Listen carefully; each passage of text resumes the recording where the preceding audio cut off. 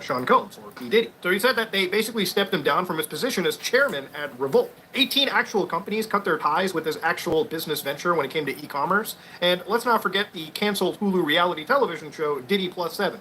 I don't know if they're going to rebrand it to Diddy Plus 7 allegations, but, time will tell.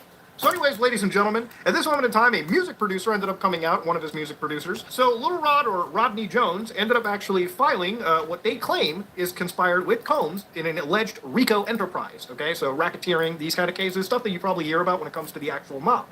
So what they had said was this involved Universal Music Group, its subsidiary Motown Records, Combs' label Imprint Love Records, UMG Chairman CEO Lucian Grange, former Motown CEO Chairwoman Ethiopia Habtemariam, and of course, Combs' chief of staff, Combs' kid. Federal RICO cases, which are based on the Racketeer Influence and Corrupt Organizations Act, traditionally used to target the mafia and drug cartels, are brought to more effectively sweep up members of alleged crime rings. Notably, the ongoing Georgia criminal case against Young Thug, so this is again in reference to an actual, different rapper at the time.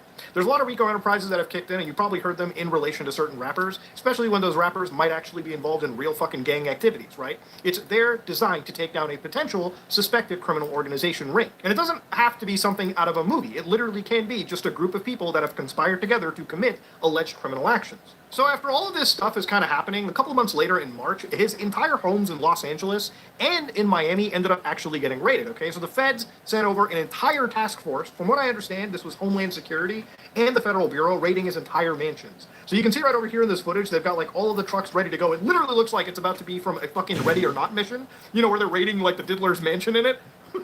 And they're ready to go, raiding the house, grabbing everything that they possibly can, and understanding if this is something. Because after all these allegations are clearly made, it literally got onto the attention of law enforcement agencies, and they clearly jumped in to see if this was actually, a case of human trafficking. Now, when it comes to things like human trafficking, one of the reasons, again, why I wanted to make this video is because, for me, this kind of harkens back to two specific cases, one that I looked at several years ago, not several, but a few years ago, and one that literally I looked at about a month and a half ago. So to give you an idea, ladies and gentlemen, when it came to actually understanding this, when law enforcement say human trafficking, to give you an idea based on the actual U.S. government, the DHS, they refer to human trafficking as the use of force, fraud, or coercion to obtain some type of labor or commercial act. Every year, millions of men, women, and children are trafficked worldwide. And it actually is very true, including right here in the United States. It can happen in any community, and the victims can be anybody. Traffickers might use the following methods to lure victims into trafficking situations.